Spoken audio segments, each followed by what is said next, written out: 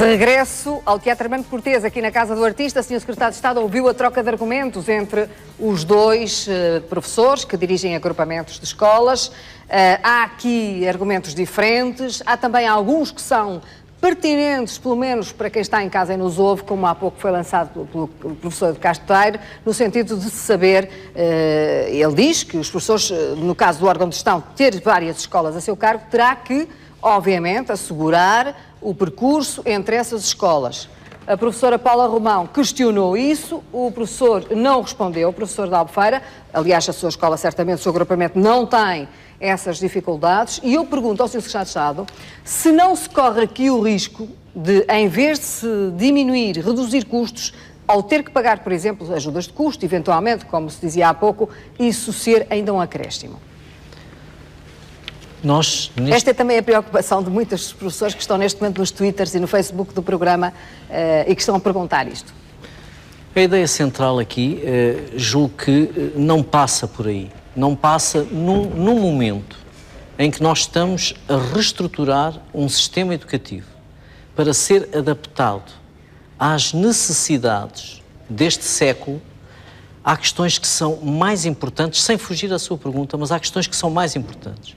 E a importância é dada aos alunos naquilo que se pretende que seja a sua mais-valia numa sociedade por força do seu conhecimento e da sua formação. E isso só é possível porque nós temos os professores que temos. São o elemento central do sistema educativo. Os diretores que dirigem as escolas sabem-no fazer como ninguém.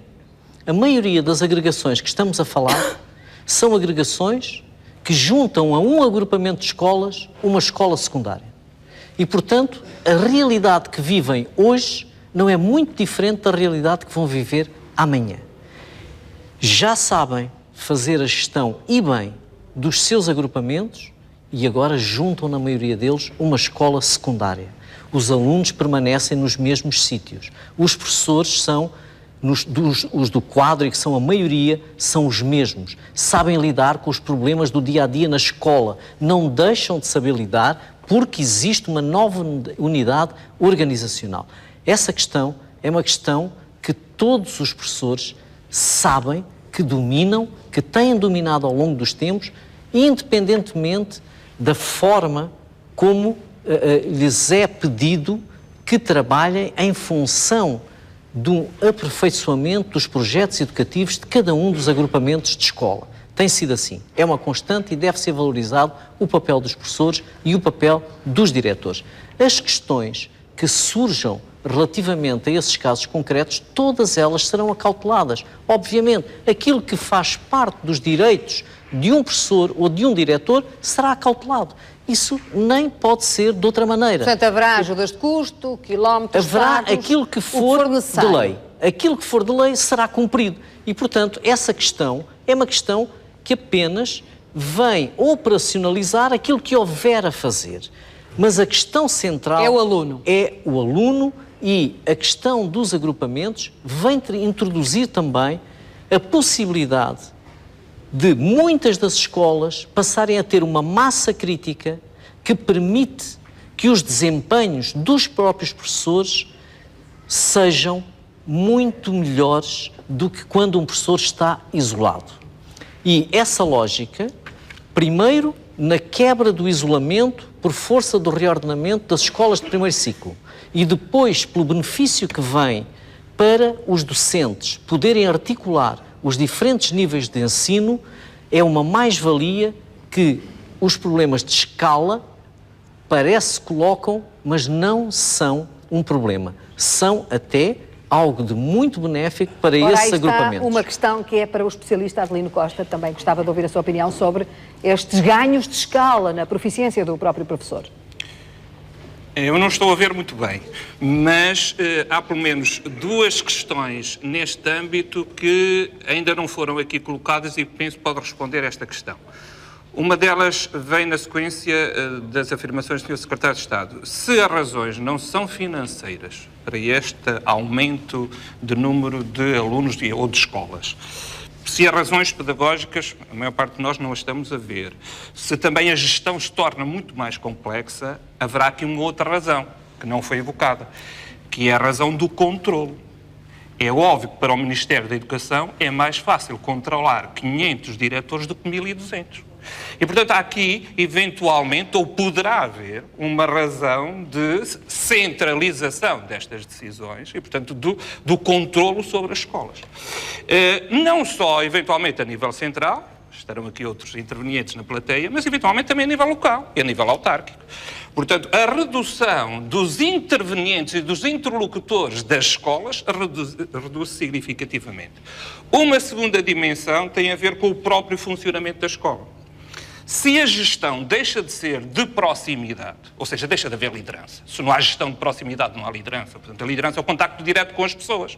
Portanto, se não há contacto com os professores, com as salas de aulas, com os recreios, com os espaços, não há liderança. O que é que isto vai levar nas escolas? A um aumento de regulamentação, a um aumento de legislação, porque é necessário controlar todos estes 2, 3, 4... O Estatuto do Aluno saiu esta semana, está aprovado em Conselho de Ministros, falta agora passar na Assembleia. Sim, e vai nesse sentido, ou não?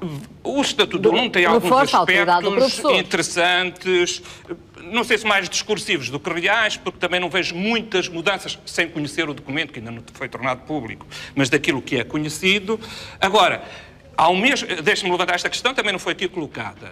Também, não sei se é pacífica, mas ao mesmo tempo que se responsabilizam mais os pais e os alunos, retiram-se os alunos e os pais do Conselho Pedagógico das escolas.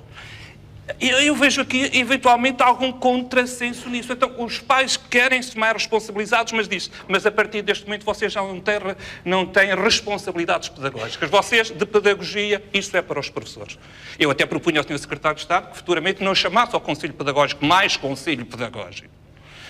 Porque eu diria que há alguma afronta em relação à tradição do Conselho Pedagógico, que é aquilo que existe, por exemplo, nas universidades. Eu chego a Aveiro, à minha universidade, eu tenho um Conselho Pedagógico paritário, metade de alunos, metade de professores. Neste momento, o Conselho Pedagógico retirou os pais e os alunos, não peçamos maior responsabilização aos pais com o Estatuto do Aluno. Eu sei que eu defendo também essa maior responsabilização, mas vejo aqui alguma contradição nestas coisas. Portanto, aquilo que eu prevejo nestes mega agrupamentos internamente será uma maior legislação, regulamentação de todas as atividades, porque o diretor não está lá, porque os órgãos de gestão não estão nas escolas. Isso favorece o aluno ou não? Como disse o Secretário de Estado, que o aluno está no centro da reforma. Mas isto todos nós dizemos isso, quer dizer, não há ninguém que não diga que o aluno não está no centro da reforma. Os alunos, se não houvesse alunos, não teríamos escolas. Poderiam ser lugares interessantes também sem alunos. Mas... A questão do controle dos diretores não se coloca a partir do momento em que tudo está a ser construído para a autonomia das escolas. A partir do momento em que os sinais e a legislação que está a ser produzida apontam para a autonomia das escolas, há cada vez menos controlo dos professores. O caminho da autonomia tem que ser conseguido, efetivamente, à custa de ter que se otimizar aquilo que tem que ser a tarefa da liderança e da gestão das escolas, nomeadamente com o fim da burocracia completamente desnecessária que existe na maioria das escolas.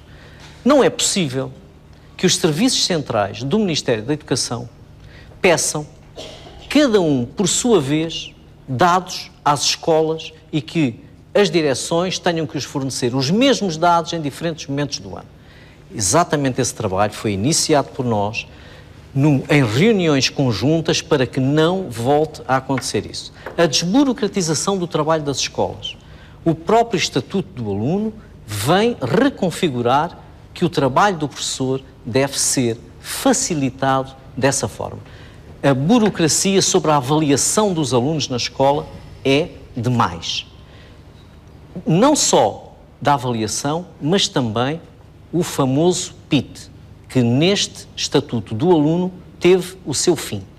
Não mais nenhum professor vai fazer um plano individual de trabalho excessivamente burocrático e que retira ao professor o trabalho que deve ter com os alunos que frequentam a escola, deixando os casos em que esses alunos tinham sido alvo de um plano individual de trabalho para uma equipa que vai acompanhar os alunos que, por qualquer razão, têm falta de assiduidade. E não podemos descentrar o papel do professor. Portanto, o seu secretário de Estado refuta esta ideia de que há aqui um retrocesso na descentralização no que diz respeito ao ensino com os mega-agrupamentos, pelo facto de haver agora menos diretores escolares, de agrupamentos escolares? Mas isso não é um... Não é um retrocesso? Isso é o caminho da autonomia, em que a escola vai ser uma organização que vai ter um percurso escolar muito mais longo. É o caminho da autonomia? Pode ser assim, ou é assim também? Aparentemente não, porque aquilo que se percebe das margens da autonomia das escolas, a não ser que esteja nas intenções do atual governo, não são ainda visíveis, quer dizer... Mas que margens de autonomia que a escola tem? A nível de gestão de recursos, a nível de gestão curricular, por causa de 10, 20 minutos, é essa a autonomia curricular. Eu não vejo, aquilo que vejo é que se reduzir de 500 diretores de 1.200 para 500, eu tenho maior possibilidade de controlar as escolas. Tão limitado... Ministério da Educação. Óbvio. E o Ministério da Educação, porque está ali Francisco Lopes, Presidente da Câmara de Lamego, as câmaras municipais podem vir a ter aqui um outro papel. Por exemplo, poderão-se ter a tutela do pessoal não docente das escolas. Bom, eu essa tutela não quis para o meu município, por razões que me parecem óbvias e que passo a explicar. E penso que estou aqui com uma posição confortável, precisamente pela situação que temos trabalhado em matéria de educação no Concelho de Lamego, e que é a seguinte: temos excelentes escolas no município de Lamego, escolas de todos os graus de ensino, públicas, privadas, profissionais, uma escola de hotelaria e turismo, uma escola superior de tecnologia e gestão. A Câmara Municipal não interfere politicamente na gestão das escolas. Investimos fortemente em educação, exigimos às escolas comprometimento com a comunidade.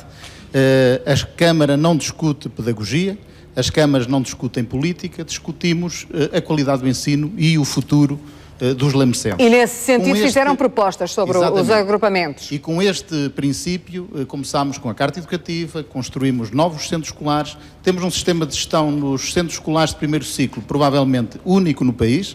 Do ponto de vista da gestão escolar, tem um coordenador, por delegação do diretor do agrupamento. Do ponto de vista da gestão da infraestrutura e das responsabilidades municipais, são associações de freguesias que fazem essa gestão, o que significa que as escolas pequenas que foram encerradas, as crianças não foram transferidas da freguesia A para a freguesia B, vão todas para uma escola que é de todos, ou seja, é gerida pelo conjunto das freguesias que fazem parte dessa área no seu município, os mega-agrupamentos, ou o mega-agrupamento neste caso, é profícuo. Exatamente. É mais eficiente. E a partir daí, quando na tal articulação. Exatamente. E quando passamos à discussão da constituição dos mega-agrupamentos, numa conversa prévia com o seu Diretor Regional de Educação, entendemos que dois agrupamentos... Está aqui o Diretor Regional de Educação de Lamego. Exatamente. Dois agrupamentos equilibrados... Não é de Lamego, mas é da região. Dois agrupamentos equilibrados seriam o desejável. Na discussão posterior com os diretores, com as associações de pais e no Conselho Municipal de Educação, chegou-se à conclusão de que a preferência era por dois agrupamentos desequilibrados, um com cerca de 1.300 alunos e um com 2.500 e tal alunos, e foi essa situação que nós aceitámos, e curiosamente havia uma componente, um dos agrupamentos a integrar e a Associação de Pais, que tinha preferência por um único agrupamento. Ou seja, um agrupamento com cerca de 3.800 alunos. Portanto, a própria Associação de Pais ainda cria menos agrupamentos. Exatamente. Só um. E isto partindo do princípio de que no interior temos problemas diferentes. Claro. Que se passa nos grandes centros urbanos. Há pouco o Paulo Romão dizia Exatamente. isso, não se pode vestir o mesmo fato a nem todos. Mais. A dispersão geográfica para nós já é uma realidade desde sempre. Nós passamos de mais de 50 escolas de primeiro ciclo para 4 centros escolares. Portanto, o ir à sede do agrupamento ou deslocar-se não é novidade para ninguém, é natural. O coordenador de um centro escolar ter que exercer algumas funções disciplinares, ainda que seja por delegação informal do diretor de agrupamento, é bastante normal nos nossos centros escolares. Portanto, essas situações estão já absorvidas. Há outras para discutir. E foi com surpresa que nós constatámos isto, de haver até algum apoio à constituição de um agrupamento de grandes dimensões, que nós não aceitámos precisamente porque reconhecemos que havia particularidades, especificidades entre os dois agrupamentos que iriam ser constituídos, as 2 escolas secundárias que teriam que ser agrupadas e que têm, uma delas é um antigo liceu, com grande história na cidade, a outra era uma escola técnica, uma escola profissional, portanto,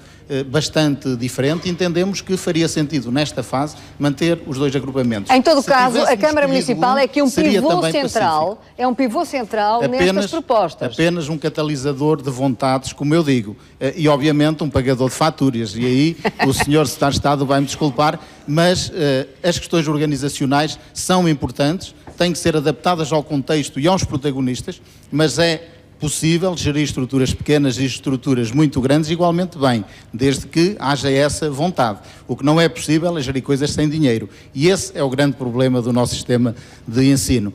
O Ministério da Educação tem poupado milhões e milhões de euros com a concentração nos centros escolares, tem permitido reduzir professores, reduzir pessoal auxiliar. As câmaras municipais têm aumentado drasticamente os seus custos em transportes escolares, em refeições escolares, atividades extracurriculares. Até já estou a ver quem é que vai pagar os novos pequenos almoços. O pequeno almoço, quem é que vai pagar? Quem é que vai pagar o pequeno almoço? Vão acabar por ser as câmaras, certamente. E, portanto, mas quem o prometeu foi o Governo. O Governo é que prometeu o visto. pequeno almoço, não foi a Câmara. Senhor Secretário de Estado, quem é que vai pagar agora este pequeno almoço? Que é dado a partir de... Ainda bem que coloca amanhã essa ou questão. depois? Esta questão do reforço do pequeno almoço, sim. pequeno almoço dos alunos é uma questão demasiado importante para podermos até não enaltecer aqui o papel de todos aqueles que de uma forma voluntária, com toda a disponibilidade, com responsabilidade social, olharam para a questão que temos presente e desde a primeira hora apoiaram o projeto.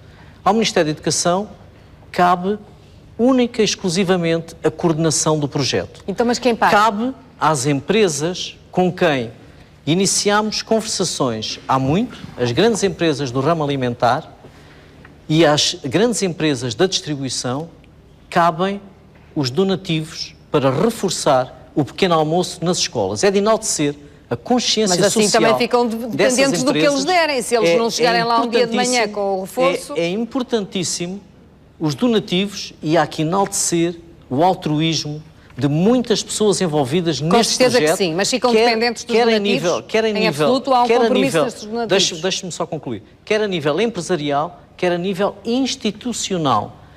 As organizações que estão a trabalhar neste projeto, que lança esta semana, como foi dito na Assembleia da República, o projeto piloto, no sentido de poder perceber que modelo é mais adequado para que todo o tipo de donativos, que vai desde os iogurtes, o leite, a fruta, os cereais, muitos dos donativos são vários, chegarão às escolas por via de empresas e de organizações institucionais que olharam para esta questão de uma vamos questão lá ver. Como uma o que vai ser aqui preciso ver é séria. se há escolas que vão ter esses donativos e outras onde não vão chegar os donativos.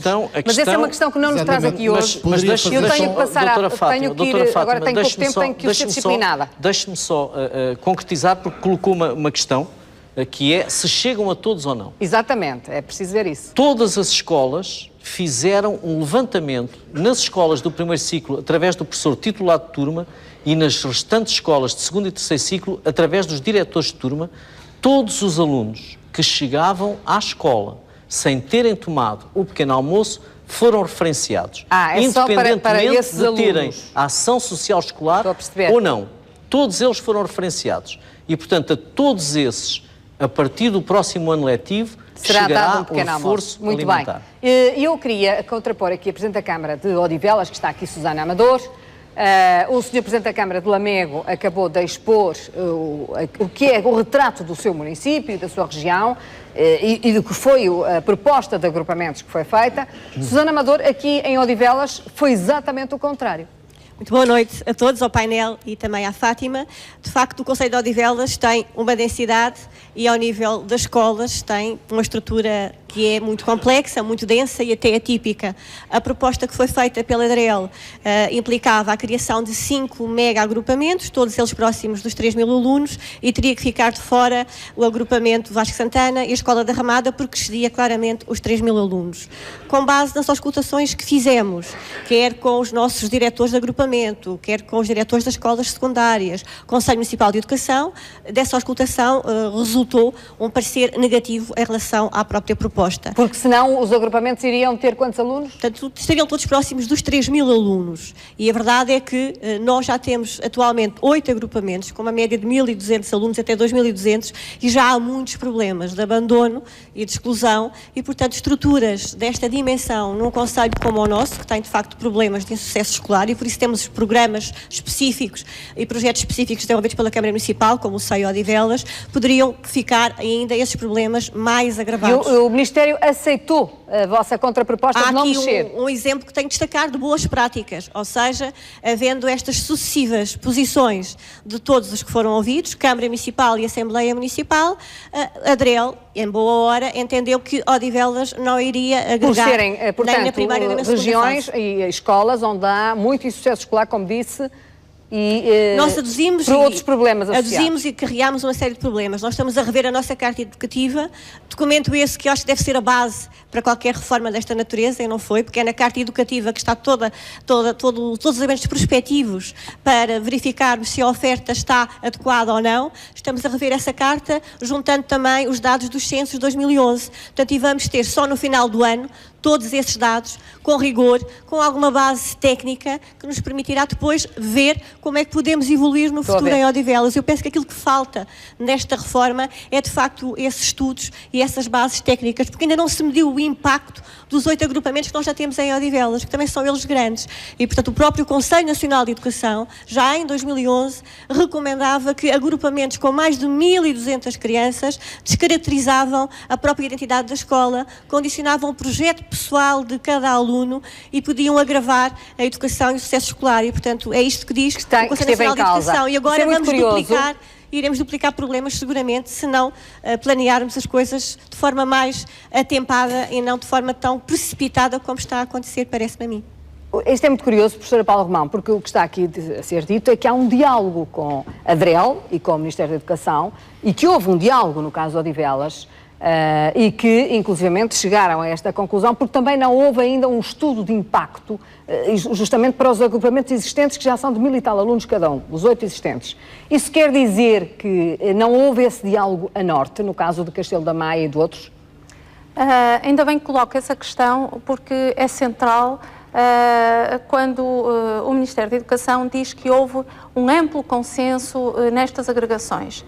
Então eu lanço um desafio ao Ministério da Educação, é que apenas deixe agregar-se quem se quer agregar, uma vez que é a maioria. E esta, hein? A senhora diretora de uma das escolas, de um agrupamento de escolas ou da escola secundária, não sei qual é a sua escola, secundária, sabe perfeitamente que houve exatamente esse diálogo, mas nem sempre o consenso é possível. É por isso que há um tempo para ouvir, um tempo para ponderar e um tempo para decidir. E essa decisão foi tomada tendo em conta a maioria da vontade expressa. E a maioria da vontade expressa determinou a construção de vários agrupamentos. Já agora, deixe-me só aproveitar para dizer... Deixe só interpelar e depois já lhe dou a palavra. Senhor Secretário agora deste lado está menos. Então, se é a maioria, então digam, deixem a exceção, que é a minoria, deixem-nas de fora. Se a maioria está de acordo, olha, eu vou-lhe falar no exemplo do Concelho da Maia, com toda a certeza não foi isso que aconteceu, porque todos os diretores estavam em desacordo com esta agregação. Isso ficou exarado em ata. a autarquia manifestou-se textualmente desta forma: a ter que haver agregações, é o que está em ata, então que elas aconteçam apenas, não neste próximo ano letivo, mas no seguinte, ou seja, quando terminarem os mandatos dos diretores. Acha que isto é feito contra a vontade da autarquia? Eu queria que o Sr. Secretário de Estado soubesse que nenhuma destas premissas foi cumprida. Portanto, se a grande e a ampla maioria estão de acordo, ok. Ora bem, aqui está uma questão interessante, porque o que vimos ali embaixo é que aquelas câmaras foram ouvidas e basicamente foi cumprido a proposta delas, tanto do Lamego como do Odivelas. Neste caso, a Maia não cumpriram a vontade da Câmara da Maia, uma vez que Paula Romão está a dizer que a Câmara até disse, por favor, não mexam neste ano. Tudo o que chegou até nós como vontade de maiorias, mesmo que não consensualizadas, fizeram parte deste reordenamento da rede escolar. Só lendo as atas percebemos, e foram feitas mais de 400 reuniões por todo o país, percebemos exatamente a decisão que foi tomada. Deixe-me acrescentar, doutora Fátima, que relativamente às agregações, estamos a falar aqui muito de agregações de valores de 3.000 alunos. Deixe-me dizer-lhe que é apenas uma vintena delas que está na casa dos 3.000 alunos. Que é o caso a média, a média das agregações, a média das esses pais só têm aqueles filhos. Espera aí, Paula, espera aí. Faz favor de continuar. A média das agregações não chega a 2.400 alunos. Essa é a média de todas as agregações que foram feitas a nível nacional. Muito bem. Estes pais destas escolas, destas exceções, só têm aqueles filhos. Portanto, com o mal dos outros, podemos nós bem. E, aliás, o Sr. Secretário de Estado tem tido aqui uma atitude extraordinária, que se pergunta A e o senhor responde B. Portanto, tem sempre o mesmo discurso, as mesmas respostas para perguntas diferentes. E a questão que se colocou foi: como é ou não verdade que existem inúmeras situações que eu atrever-me-ia a dizer que se calhar são a maioria das escolas que foram agregadas e que o discurso é que há um amplo consenso, quando na realidade não é isso que acontece. Aliás, Sr. Secretário de Estado, é uma atitude, é uma manobra política que não é de agora, já tem tempos. Não pode ter muito, que eles só estão no governo há um ano. Não é de agora. O problema, de facto, olha, eu vou-lhe dizer que em 38 anos, pós-25 de Abril, tivemos 27 ministros da Educação e só 3 deles é que cumpriram o mandato completo. Isto, se calhar, diz bem da instabilidade que tem craçado o sistema educativo em Portugal. Mas, retomando, então, a nossa questão é: há bocadinho a doutora Fátima fez uma pergunta que, mais uma vez, o Sr. Secretário de Estado responde, dá respostas muito bonitas, mas não se concentra nas perguntas, de facto. E perguntou-lhe textualmente isto: as escolas que não estão de acordo são agregadas ou não? Eu já respondi. Não, responda as sim escolas, ou não. Só há duas não, desculpe possibilidades lá, de resposta. Deixe-me responder, já agora dê-me a liberdade de responder com as minhas palavras e não com aquelas que gosta de ouvir, porque nem sempre temos que estar de acordo.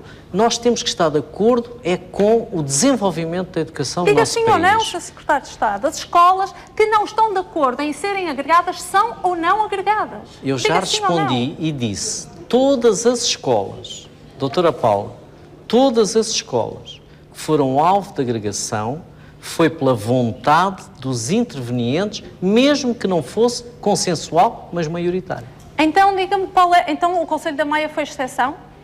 Todos os diretores, repare, eu não estou a falar em parcelar, todos os diretores do Conselho da Maia, das escolas agregadas e não agregadas, foram contra estas agregações. Estivemos todos solidários neste sentir.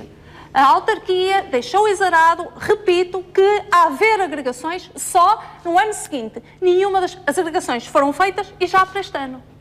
Portanto, responda claramente a esta questão. Como é que é possível estar a passar uma mensagem ao país de que há aqui um amplo consenso quando o Sr. Secretário de Estado sabe melhor do que eu? Ou então façamos aqui um exercício interessante. Diga-nos quantas estão de acordo e quantas estão em desacordo. Eu vou colocar a questão também, vou acrescentar aqui mais um dado. Até porque nós não queremos ficar com o ónus dessa responsabilidade de, se as coisas não correrem bem, virmos nós, autarquia, ou virmos nós, escolas, a pagar o ónus da responsabilidade de uma decisão para a qual nós não estivemos de acordo. Este processo está encerrado ou este processo ainda está em diálogo e é possível que haja aqui ainda alguma reestruturação?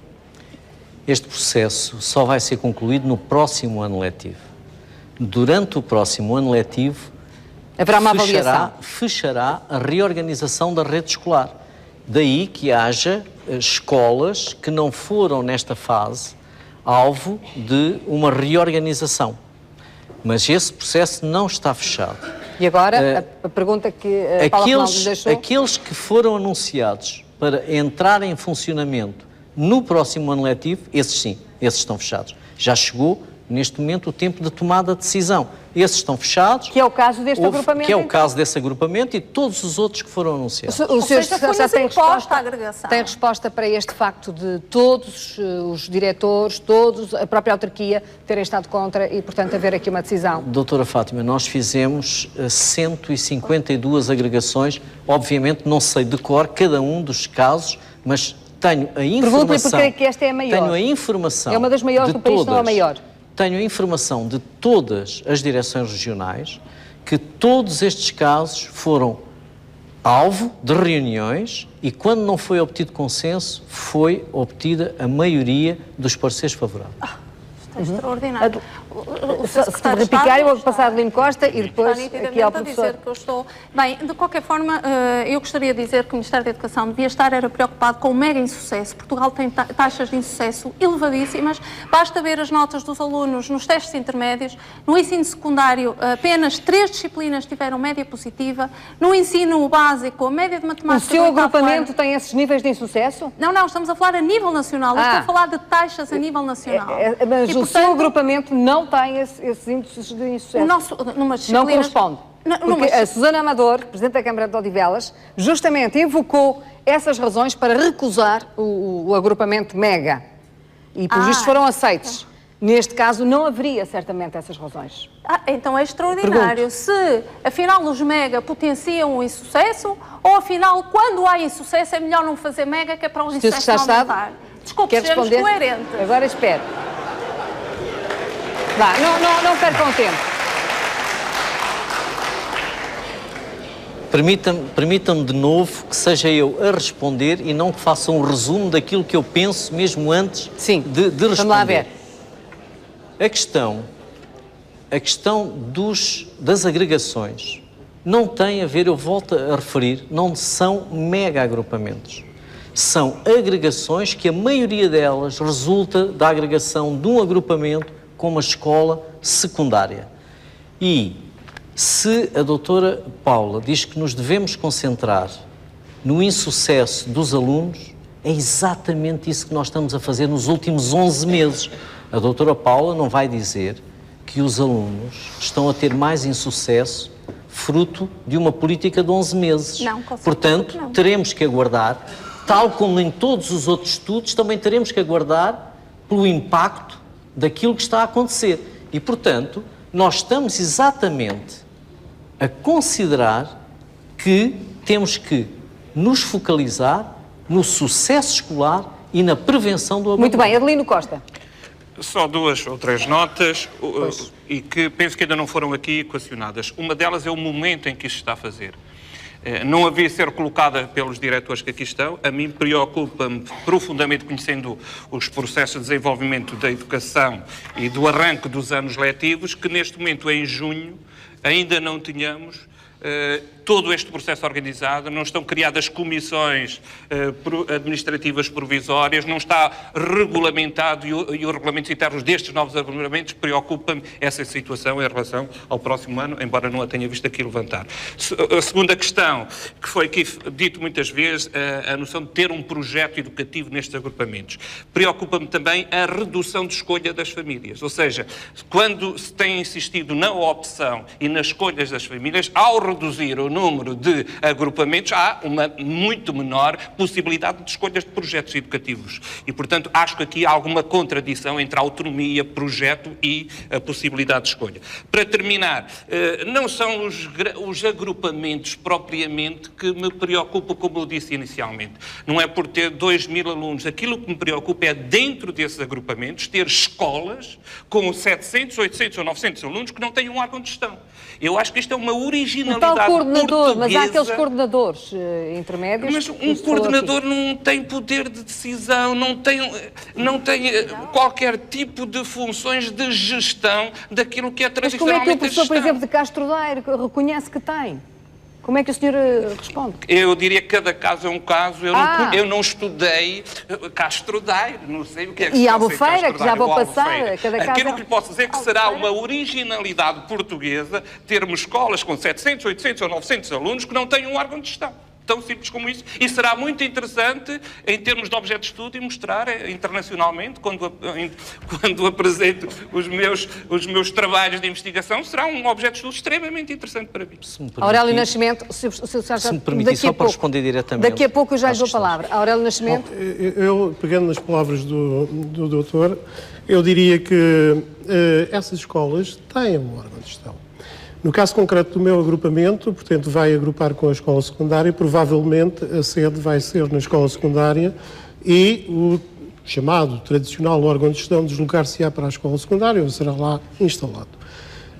No entanto, na escola que atualmente é a sede do agrupamento, ficará um órgão de gestão, ficará o coordenador de estabelecimento que terá os poderes que lhe forem delegados pelo diretor. Se o diretor delegar poderes, ele terá esses poderes. Portanto, o diretor não necessita de andar a correr de escola em escola para aplicar um dia de suspensão aos alunos.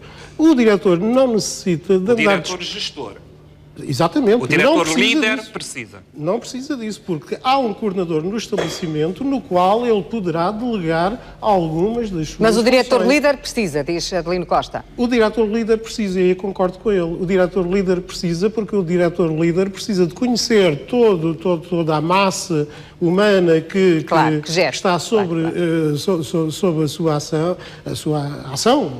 E para quê? Para ir construindo e para ir adaptando. E terá que ter um perfil, quer a missão. Terá que ter um perfil muito especial, Exatamente, não é? e terá que ter não poderá perfil ser um muito professor especial. qualquer, Estou de acordo com isso. obviamente. De acordo com isso.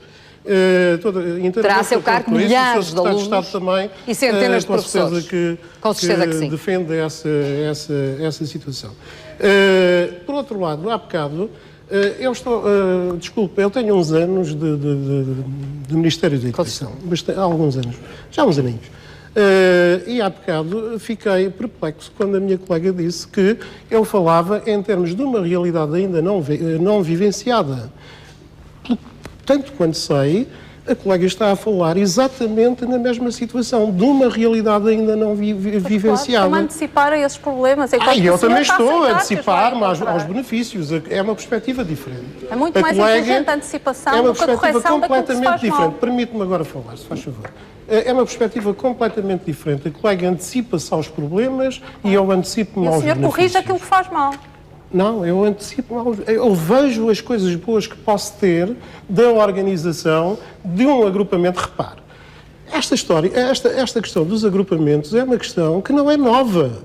Portanto, a ruptura com o paradigma de escolas isoladas aconteceu já há alguns anos atrás. Sim, aconteceu. Isoladas de quem? Agora vamos terminar. Vai terminar. Eu vou terminar, mas deixe-me concluir só este raciocínio, bem, faz por favor. Portanto, esse paradigma, a ruptura com esse paradigma foi quando, por exemplo, o meu agrupamento, o agrupamento Albufeira de Poente, foi instituído como agrupamento, que passou de uma escola de 500, 600 alunos para uma escola de 1.200 alunos. Paula Romão, última intervenção, sucinta. Ora bem, eu queria dizer que eu acho que o Ministério da Educação está errado. E está errado nesta iniciativa de agregação de escolas porque o insucesso sai sempre muito mais caro do que o investimento no sucesso. E, portanto, esta é uma questão que futuramente se irá verificar. Segundo, a questão do tempo. Em educação é preciso tempo, não deve haver precipitações. E, portanto, as escolas não devem ser utilizadas como laboratórios de experiência. Primeiro, o Sr. Secretário de Estado garante-se, ou percebe-se, ou faz situações piloto, experimenta-se e então depois generaliza-se. Não se generaliza para depois daqui a uns anos regredir, voltarmos atrás com o ónus de que já se estragou muitas coisas. Uma ideia mais? Por fim, devíamos estar de facto concentrados na prevenção. porque se investirmos mais no ensino pré-escolar e no primeiro ciclo, com toda a certeza que nós conseguiremos alcançar taxas de sucesso bem melhores. Sr. Secretário de Estado, faz favor. Absolutamente de acordo. Temos que investir na educação, sem dúvida nenhuma. Só uma nota muito curta para a intervenção do professor Jorge Adelino, para lhe dizer que, sobre o timing foi o final de maio e, conforme se recorda, certamente, as últimas agregações feitas pelo anterior governo foram em julho. Estamos a tempo de organizar o ano letivo, está previsto, estão os documentos a sair que fazem falta para a organização. Está previsto um calendário de implementação. A escolha dos projetos educativos, não há uma contradição. O que passa a haver é a liberdade de escolha entre projetos que vão do 1º ao 12º ano, o que não existia antes. Continua a haver essa liberdade de escolha que nós muito prezamos.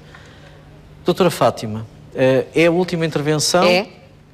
Queria dizer-lhe O Governo acaba sempre o debate. Queria dizer sempre que é assim. nós estamos com 11 meses de governação. E nesses 11 meses de governação privilegiamos sempre um clima de diálogo, onde ouvimos, incorporamos o que são mais-valias e tomamos as decisões necessárias para estruturar o nosso sistema educativo com o objetivo de promover o sucesso escolar dos nossos alunos e que eles cheguem o mais longe possível na sua educação e na sua formação e na prevenção do abandono. Esse clima de diálogo que se viveu efetivo produziu os seus frutos, apaziguou a classe docente no que diz respeito à avaliação de desempenho docente, em que houve acalmia nas escolas e passou a haver o enfoque naquilo que é importante, na sala de aula e na relação dos nossos profissionais com E as acredita nossas que a crianças. agregação dos agrupamentos não trará essa instabilidade no Não traz, porque nós não desviamos nenhum aluno do sítio onde ele está e ele continuará a manter uma relação com os seus professores. Essa é uma questão de gestão dos agrupamentos. Esse diálogo que nós tivemos ao longo desses 11 meses, para além da avaliação dos professores, produziu também efeitos nos seus concursos docentes, produziu efeitos na administração e gestão das escolas e no estatuto da carreira docente. Isto mostra como estamos atentos e consideramos os nossos parceiros e nas suas próprias propostas e na mais-valia que podem introduzir. Aquilo que está a acontecer neste momento é sintomático. Nós tivemos na semana passada diplomas que foram aprovados no Conselho de Ministros no que diz respeito à escolaridade obrigatória, à revisão da estrutura curricular e ao estatuto do aluno, que vem reforçar a autoridade dos professores, reforçar de forma muito grande aquilo que era necessário restaurar. Vem responsabilizar os diferentes intervenientes, nomeadamente os pais. E, com isso, estamos a contribuir todos, porque a educação é uma questão de Estado e todos, em conjunto, conseguiremos mudar aquilo que está hoje no sistema educativo e que pode ser muito mais do que temos. Agradeço ao Secretário de Estado, aos diretores de agrupamentos, ao professor Adelino Costa, a todos os dois presidentes de Câmara e a todos os professores e diretores regionais que estiveram aqui esta noite no Prós e Contras. Nós voltamos, como sabem, como sempre também, 2 a 8 dias com um novo debate. Boa noite.